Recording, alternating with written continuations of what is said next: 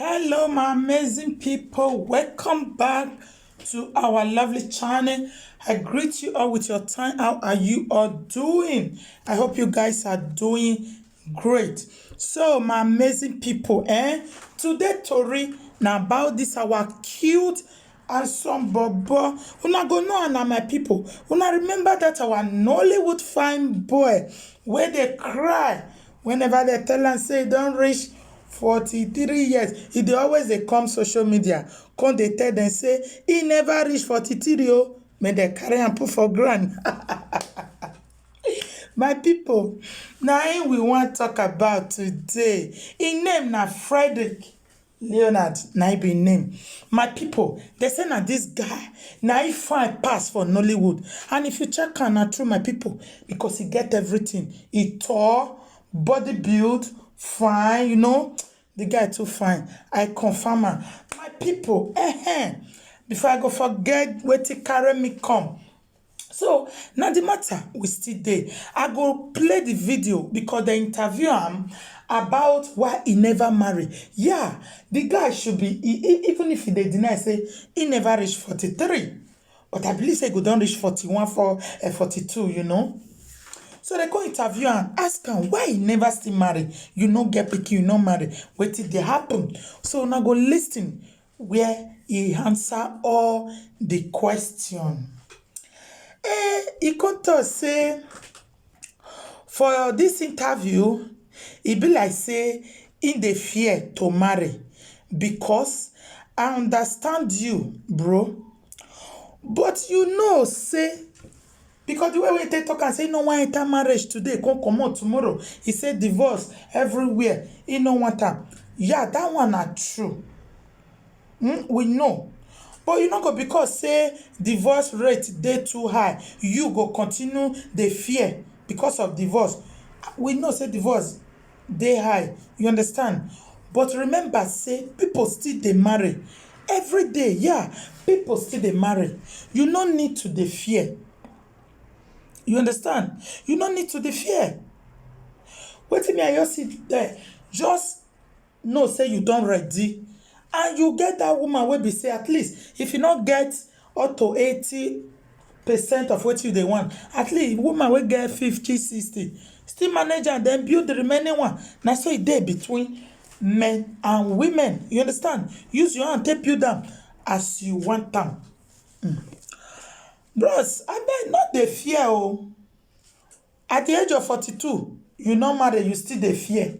Wetin you dey fear for? Or the woman wey you wan marry, they never born her. Well, make I just first talk this one. This bobo too fine as they talk am, e too fine. Abeg, no be say if you marry tomorrow, you go marry one woman. You know that same way they go talk say, man wey fine, men wey fine, they always dey marry women wey not fine. Women wey fine, they marry men wey not fine. In your own case, we no wan hear am because you too fine. One advice for you. You know say Regina Daniel too fine. So me I go just advise you, just kukuma wait. If she born baby girl, you can't go marry am. The way when Ned they marry Regina.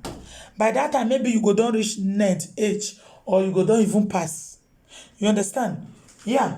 By that time, you go there like Ned age. Yeah. Okay? It dey very good because Regina fine. If na fine woman, now you dey look for.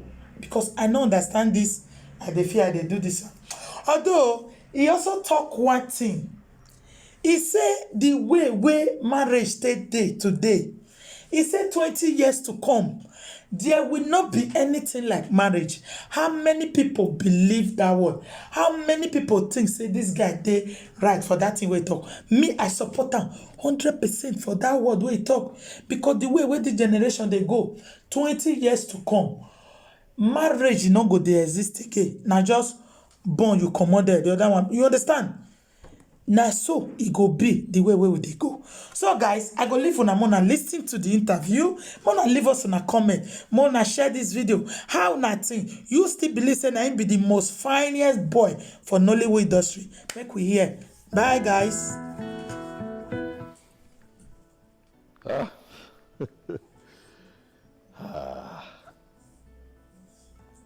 This thing called marriage. You know, oftentimes I've been asked this question and I just run through it. But today I would respond as I know it.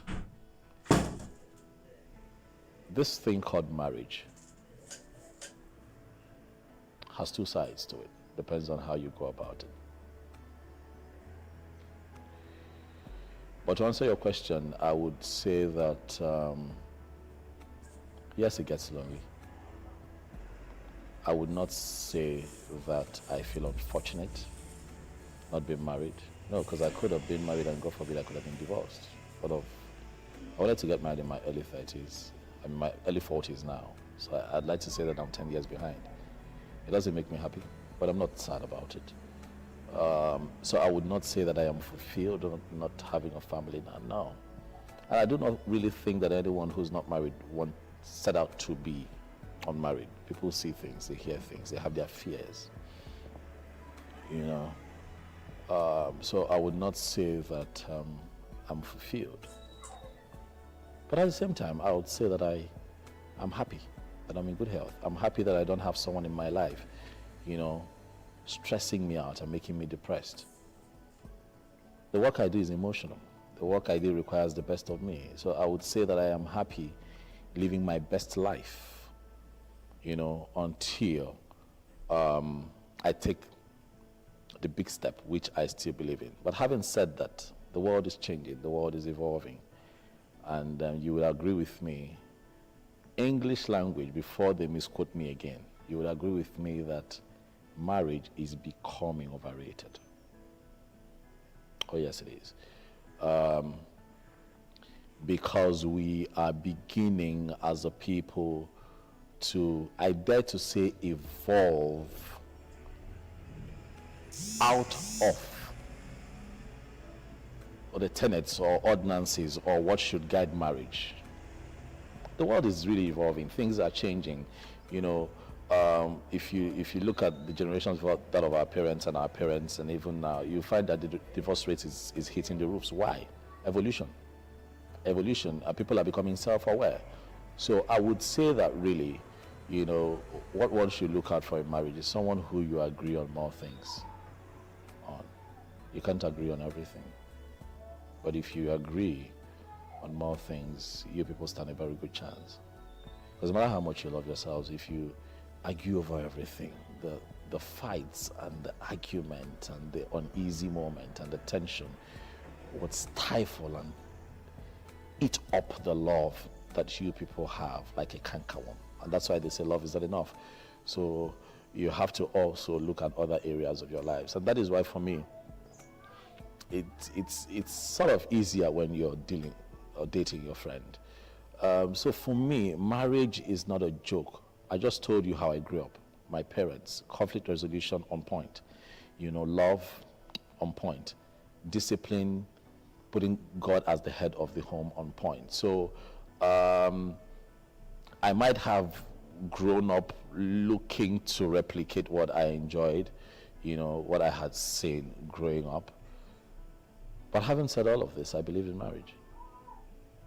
Having said all of this, it's something that I want to do. I don't want to be alone. I say this all the time. The Bible says that it is not good for man to be alone. I do not want to be alone, but I also do not want to get divorced. I do not want to stress someone's daughter out. Neither do I want someone to come into my life and make me depressed. No, both of us must have a common goal, which is to resolve, to make it work. And it's not enough to say that. If you don't have a common goal, your intentions and your motives are never in sync. You get what I'm trying to say? So you have high failure rates in marriages now because of enculturation and evolution, but some people are making it work because their ideologies align. And I'm hoping that I can get that lucky. And if I feel that I am that lucky, I I'll do the right thing. I mean, my parents did it. I want my kids to do it. It's right. But if we keep going the way we're going, accepting evolution and the world changing, but we're not accepting to look deep within ourselves and not lose ourselves. In the next 20 years, people will not be discussing marriage. Trust me.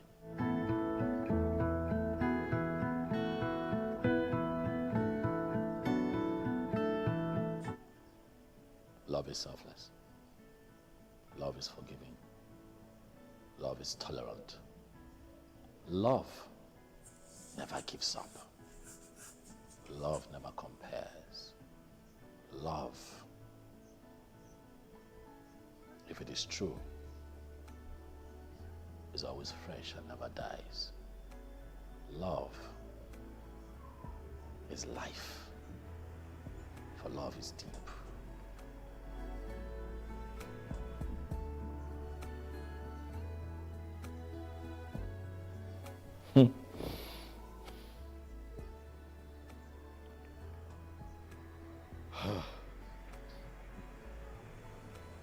You know, for me, I would say that my growing up had different phases to it.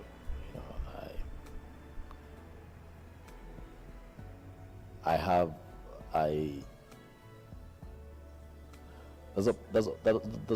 there's a part of my childhood that comes with a lot of joy and excitement as I relive those beautiful moments, especially, you know, growing up in the 80s, but the 90s wasn't funny, you know. I would not say that I was born with a silver spoon. I would say that I was born with no spoon at all. That makes any sense.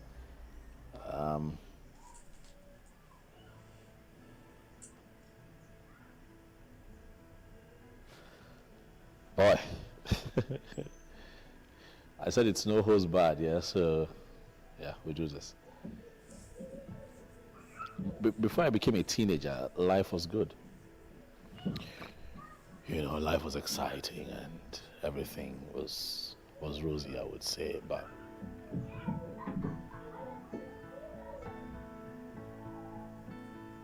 my late teens weren't quite as smooth.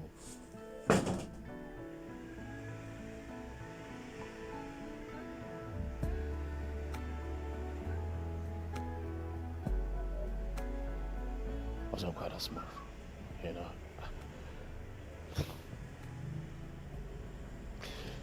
You know, I drove down to the uncompleted building that I lived in with my parents in the late 90s, actually. I drove down there 20 years later with a colleague of mine. As much as my male colleague, if he's watching this now, he would know. As much as he was excited, you know, how far God has brought us and, you know, how well we're, you know, seemingly doing.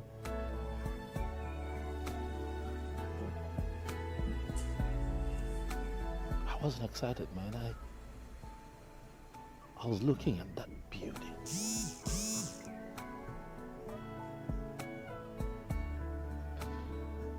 And where it is 20 years after, and how bad that place looks now, and I started asking myself, how did we get to that point in 1997?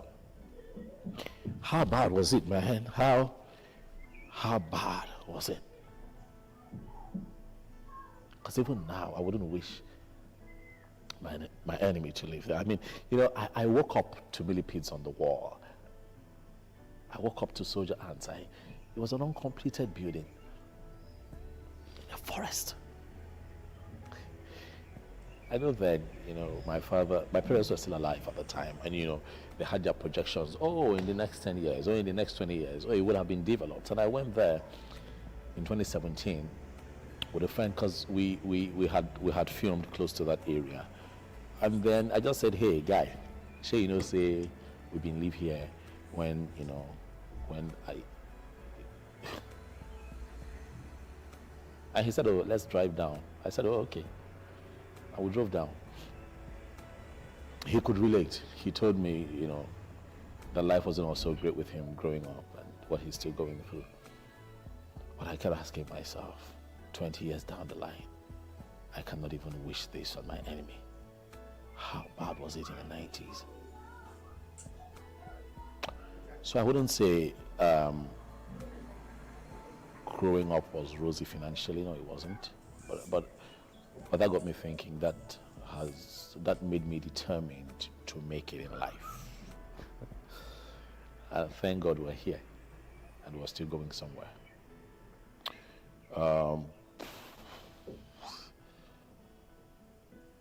But in the midst